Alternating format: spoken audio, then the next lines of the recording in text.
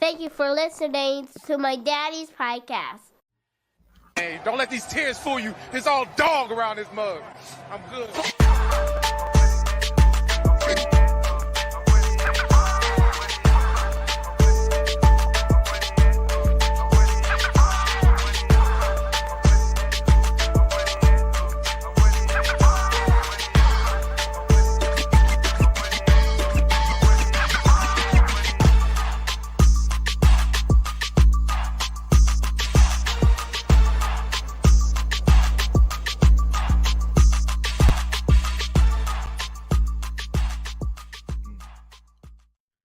Hey, what's going on, Who Dat Nation? It is yours truly, TJAY Jones. And yes, I am the host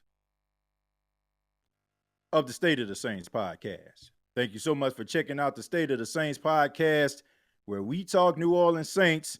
On this edition, we're going to be talking about some new additions to the New Orleans Saints. We're going to be talking about some guys on the move. And we're also going to be talking about what have these moves the Saints made so far mean for the future of this franchise. But thank you so much for tuning in. Shouts out to everybody in the chat right now. Shouts out to everybody listening, no matter where you are, wherever you may be on this Friday. And I really do appreciate it. And I ask that you hit the subscribe button. I ask that you hit the like button. Go ahead and get that out of the way right now. All right. But let's go ahead and get into it. All right. Let's get into it, man. A few moves were made on Thursday. The New Orleans Saints decided to add a little bit of wide receiver help. They decided to sign former Dallas Cowboy and Miami Dolphin Cedric Wilson Jr. to the roster. Cedric Wilson Jr. Spent last year with the Miami Dolphins, but a little bit about him. He was born in Memphis, Tennessee. He went to college out in Coffeyville and as well as Boise State. He was drafted in the 6th round back in 2018. From 2018 to 2021, he spent time with the Dallas Cowboys. And from 2022 and 2023, he ended up going to the Miami Dolphins. Now, I do know a little bit about Cedric Wilson. He made some big plays with the Dallas Cowboys. Throughout his time there, he was more of that down the field threat.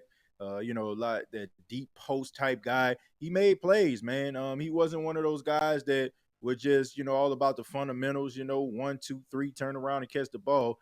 He was a dog out there. I'm not going to lie. I've seen some very great catches by Cedric Wilson. There were times where he looked like he was the best wide receiver on the field.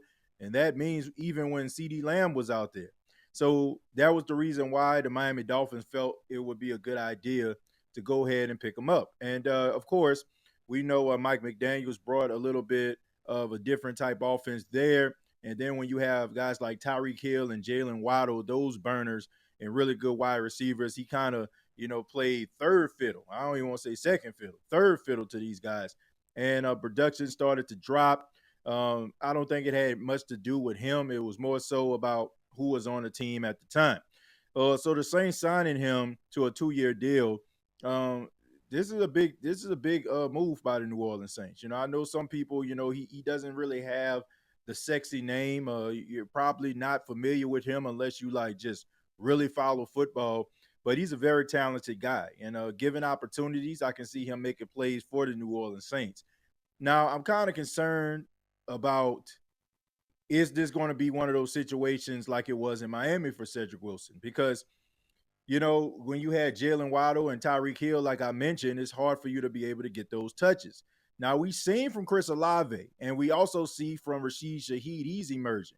It's looking like these two guys are probably going to be your 1-2 punch, and you got to be impressed with what you saw in A.T. Perry. So Cedric Wilson is really going to have to go out there and show everybody what he's made of, because I'm pretty sure that, A.T. Perry is spending this offseason trying to get ready. He really left the season on a high note. You got Chris Olave. There's no disputing anymore. Michael Thomas is gone, and he is the number one receiver for this team. So he's going to get the majority of the targets. And I don't see any slowing down in Rashid Shaheed. I mentioned on several episodes about how he only gets like 2 to 3 touches a game.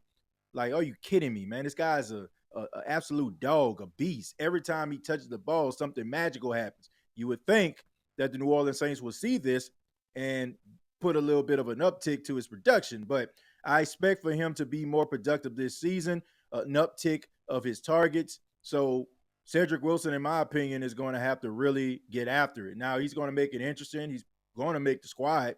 I mean, you signed him to a 2-year deal, so you must like what you see. And once again, it's mostly about opportunities for Cedric Wilson Jr. and where he was on the depth chart for the Miami Dolphins. But the Saints also signed another wide receiver, and this is a hometown guy. So it's always exciting to see hometown guys come home, because the issue for several years was, Sean Payton didn't like LSU guys, didn't like Louisiana guys. That was the narrative.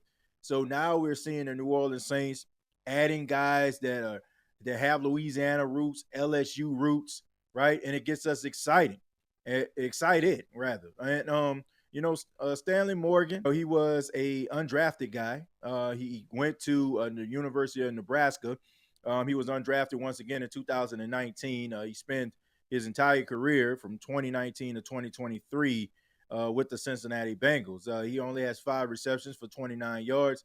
That's because most of what he has done was on special teams. He was one of those guys. He was like the Andy Tanner type guy from looking at the information that I found on him. And some people may not know who Andy Tanner is, but he was a wide receiver for the New Orleans Saints that they activated, deactivated, release, sign back, release, sign back again. So this is like what Stanley Morgan was dealing with. But it's also a testament that he was dealing with this type of stuff, but he only stayed with one team. So that tells you that Cincinnati really liked what they had in Stanley Morgan. He served mostly as a gunner, which you're probably going to need, since all of us probably heard by now that Isaac Adams signed a 1-year deal with the San Francisco 49ers. And Isaac Adams, when he wasn't replacing Marshawn Lattimore, he served as that special teams guy, and he was the gunner. So I expect for the New Orleans Saints to have signed Stanley Morgan because of the absence of Isaac Adams and signing with the 49ers. He decided to do. So, this is a guy that, once again, he's from the city, right? He went to St. Aug. So that's exciting right there. Went to the University of Nebraska. I'm pretty sure he's excited about being able to play for the hometown team.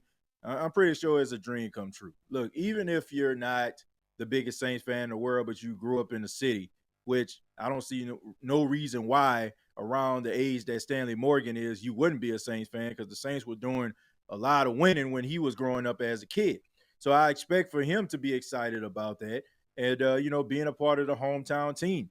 And, he can bring a little bit, more to the special teams unit. He was really good from what I've seen with the Cincinnati Bengals. So this just adds depth to special teams for the New Orleans Saints. Now, I completely understand. I understand. Nobody is turning over in the middle of the night, eyes wide open and shocked like cartoon style, like back in the day when the eyes used to pop out their head about these two guys signing with the New Orleans Saints. But look, this is where the Saints are right now. This is where they are. I understand that people love the sex appeal. And by sex appeal, I mean, highly touted free agents. Because we look at this New Orleans Saints team, we feel like there's a lot of things missing, when it comes to star power, youth, etc., etc. But this is what they're dealing with right now. They're dealing with issues with the salary cap. And look, I understand that, they can always get themselves out of this situation, but it's starting to feel to me like the New Orleans Saints are maybe trying to address this situation. Maybe they look at this team right now as a team that, you might need to look at doing a little bit of a light rebuild. Maybe they came to a reality that, we can be competitive in games, we can win some games, but at this particular time, are we really a contender? And maybe that's what the Saints are looking at. Thus, the reason why they decided to kind of, scale it back a little bit. And I ain't got no problem with that. Now, I understand. I would rather the New Orleans Saints do what they're doing right now, or what it looks like they're doing. I'd rather them do it right now when, you got a coach that you're not that sure about. You got a quarterback that you're not that sure about. You got a team that you're not that sure about. I'd rather you do it right now, because the more you kick this can down the road and you live in this false sense of reality, like we can win the Super Bowl, we got a Super Bowl championship team, when clearly there's a lot of holes in this boat, who that nation. As long as you're not dealing with that and being delusional, I ain't got no problem with it. And I'd rather you do it right now. So let's just say, for example, the season don't pan out the way that you want it to be. And I'm not saying that it won't, because looking at the NFC, it's not murderous row here that we're talking about. A lot of questions at the quarterback position for many teams, and you have a lot of NFC teams trying to figure it out. So I can understand what the Saints feel like, oh, we can be contenders. I can completely understand that. But if that was to happen, it would be a shock to a lot of people. And when you're rolling like that, maybe it's time to scale it back a little bit. So I don't have an issue with that. I'm pretty sure, because Dennis Allen is a really good defensive mind, I'm pretty sure the New Orleans Saints are going to be competitive defensively. Offensively, I would hope that they actually get a little bit better, since you went out there and just completely did an overhaul on your offensive coaching staff. So I would hope that your offense looks better. So maybe, they're looking at, man, at best we can be competitive, but at the same time, we can kind of scale it back. And, maybe next year, when a free agent come out, a guy that can kind of change the misfortunes of a team, the Saints team, maybe they'll be aggressive next year and trying to, acquire a guy. Speaking of being aggressive, let's talk a little bit about the New Orleans Saints and them trying to acquire the services of defensive end Chase Young. Now, Chase Young, we know he was the second overall pick in the 2020 NFL draft, coming out of Ohio State, the New Orleans Saints' favorite college of all time. But he started off his career looking really good, 7.5 sacks, looking the part, right? He was a dominant defensive end when he was in college. It seemed like everything was on schedule, everything was on point. When he came into the league, everything was expected. I even heard like a soundbite when he was talking with Mike Tomlin his rookie season. And Mike Tomlin just said, man, I don't want anything to do with you. Like, I don't want nothing to do with you, because to get a talent like you, we got to be pretty bad, right? I mean, that's the type of praise that Chase Young was getting. But of course, he had some injuries throughout the years. There was some question marks about his energy. Does his motor run cold? Because we know that we don't like cold motors here on the State of the Saints podcast. But there were questions about how hot his motor runs, right? But he ends up leaving the Commanders, who drafted him, and going to the 49ers. And, when they ended up trading Chase Young, I'm talking the Commanders, over to the 49ers, he had 4.5 sacks. Then when he gets to the San Francisco 49ers, he had 2.5. And he was a force in the Super Bowl. Like, early in that game, he was really getting pressure and he was showing that dominance. A few flashes that made people fall in love with him and made him the second overall pick. He showed that.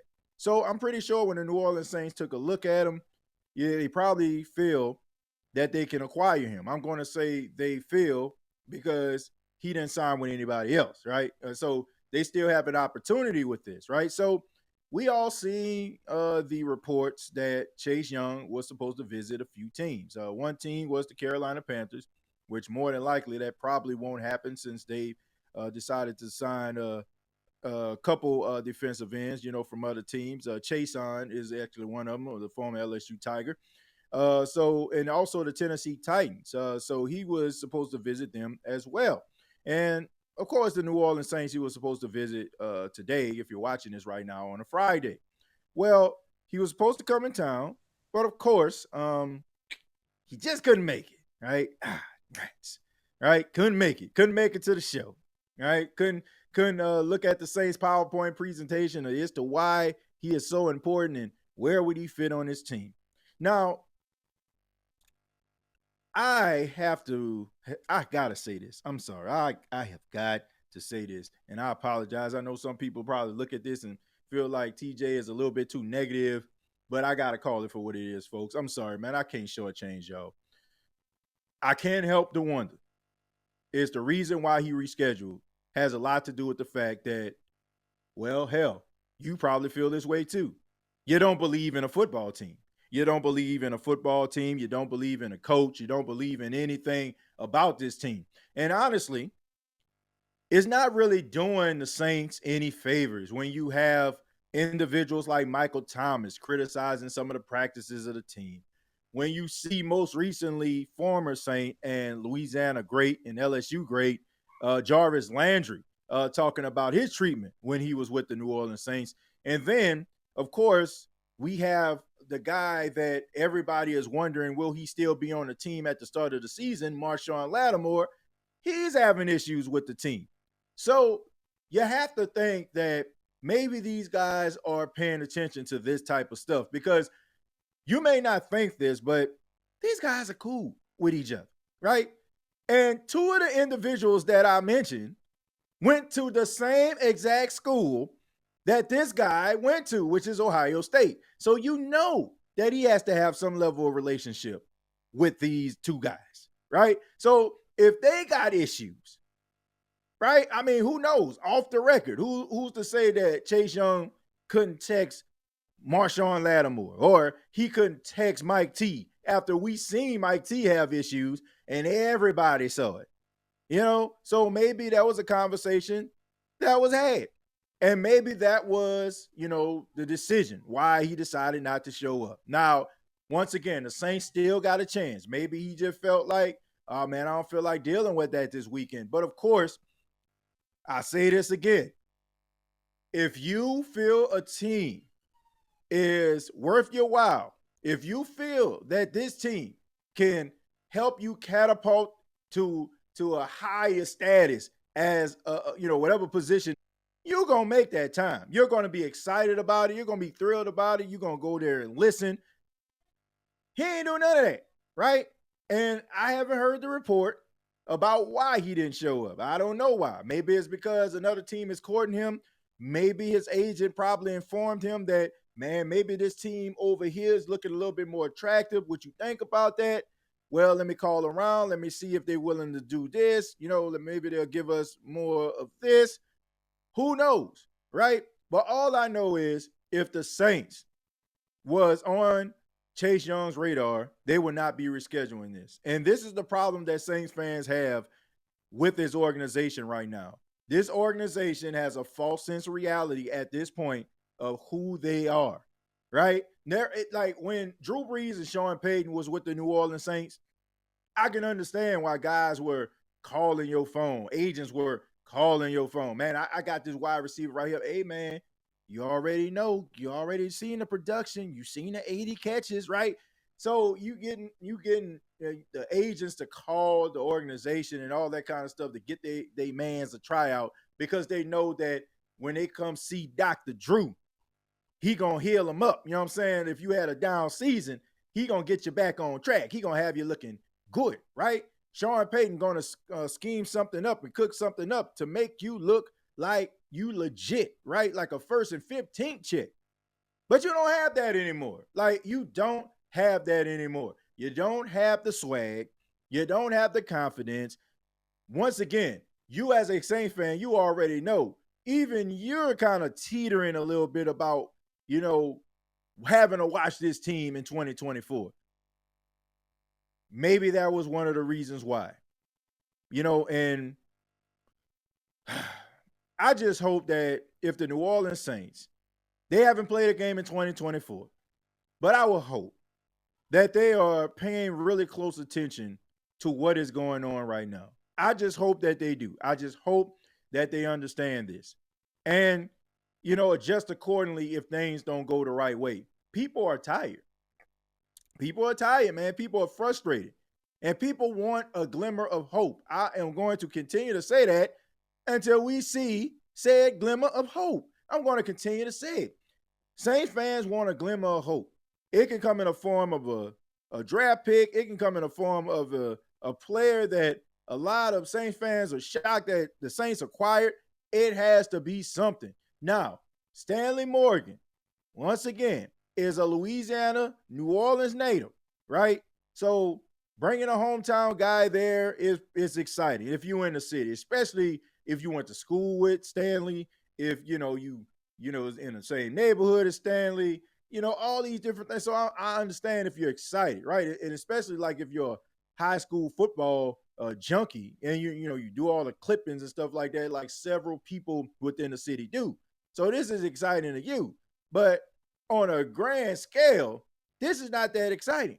And people want some level of excitement. And you got to give them something. And Chase Young, I'm going to say, because he hasn't signed with anybody, as far as I know, as of right now, Chase Young could be that guy. But he can't be that guy if he doesn't show up. And once again, if he hasn't shown up, it just tells you that you're not a top priority. So the New Orleans Saints are going to have to do something to make themselves a high priority. And it goes back to what I said originally at the beginning of the show. If they're doing this to be able to get cap compliant or, not have so many dead cap hits on the books, I ain't got no problem with this. But understand that it is going to be a hard sell at this particular point with Derek Carr as your quarterback, Dennis Allen as your head coach. It's going to be a hard sell. It's going to be a hard sell to get top-notch guys because they're wondering to themselves, just like everybody else, like, okay, man, y'all got the squad, y'all got the players. Can y'all get it done? So that's going to be something that's going to be hanging over the Saints' head until they can actually prove to some of these guys that when they hit free agency, the Saints are worth talking to. And right now, it don't seem like they are. I mean, unless you're just the biggest Saints fan. And look, I understand that some people don't like takes like this. I get it. People don't like takes that talk negative about the team and, why are you talking about the team and, all these different things, right? Look, I get it.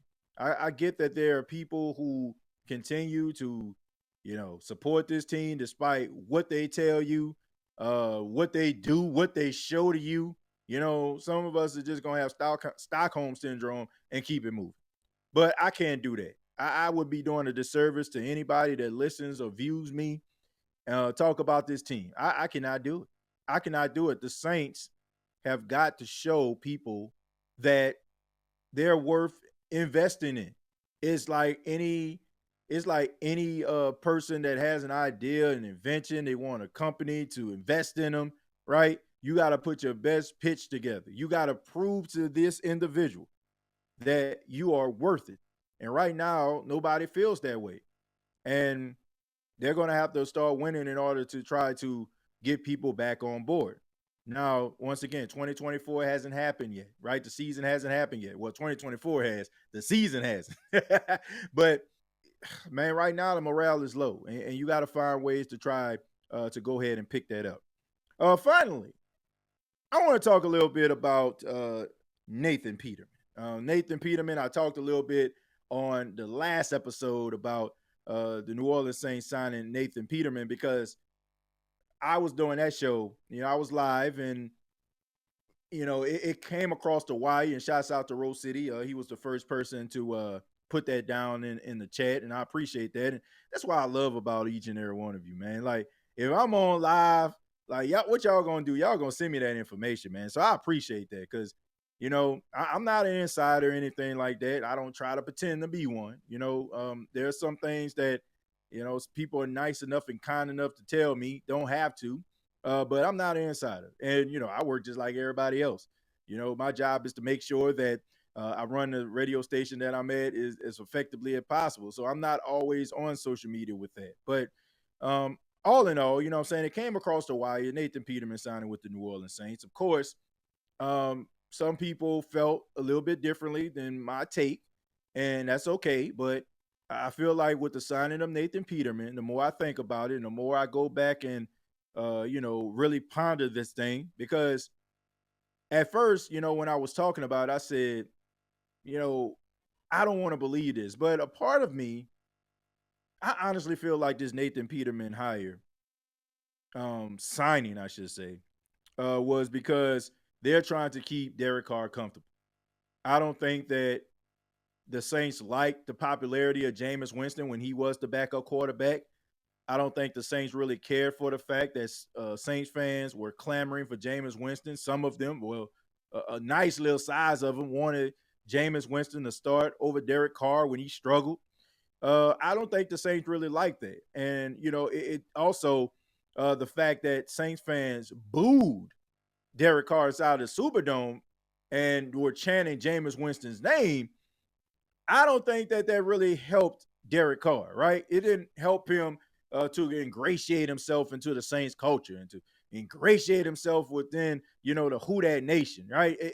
He started off on a bad foot, right? So it's almost like when you watch wrestling, there are certain individuals that you select and you want them to be your top guy. I'm probably losing some of y'all, but please bear with me. Wrestling, they'll take an individual, he's probably young. They call it having a look, big muscles, chiseled face, all that type of stuff right there. And a company might push this guy to the moon, which means they'll keep on having him winning match after match after match because we know wrestling is predetermined. And fans may not like that. They might be sour on it, like, boo, man, I see what y'all doing, man. Like, you trying to make me like this guy, but I don't like this guy. This is what the New Orleans Saints are doing right now, in my opinion. The fact that you had that float with Derek Carr talking about Red Zone Zombie, the fact that the Saints fans have booed this dude inside the Superdome only a few games into his starting career with the team, the fact that Jameis Winston had more popularity than Derek Carr did among members of the Who Dat Nation, they don't want to go through this ish storm again. So what is the best thing that you can do? You can find the most non-threatening quarterback that is among free agency. And don't give me this stuff about, oh, he was cheap. You had several other quarterbacks that have a better resume that you could have signed over Nathan Peterman. Now, Nathan Peterman, God bless him. Once again, I ain't got no problem with him. He signed with a team. He trying to take care of his family. He trying to live out his career, as a quarterback or quarterback in the National Football League or what have you. But the numbers, honestly, 4 touchdowns, 13 interceptions, including 5 of those 13 interceptions in one game when he was the quarterback for the Buffalo Bills. Now, I seen Carson Wentz on that list.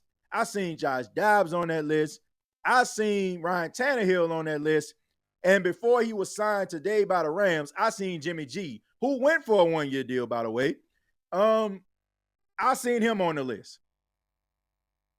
Nathan Peterman, his below standard stats. His 4 touchdowns, 13 interceptions. He ain't threatening nobody. And I feel like this is the route that the New Orleans Saints are trying to go. And some people would say, well, it's probably because they want Jake Haener to take the job. Well, here's the thing. I like Jake Haener. Y'all know how I feel about him.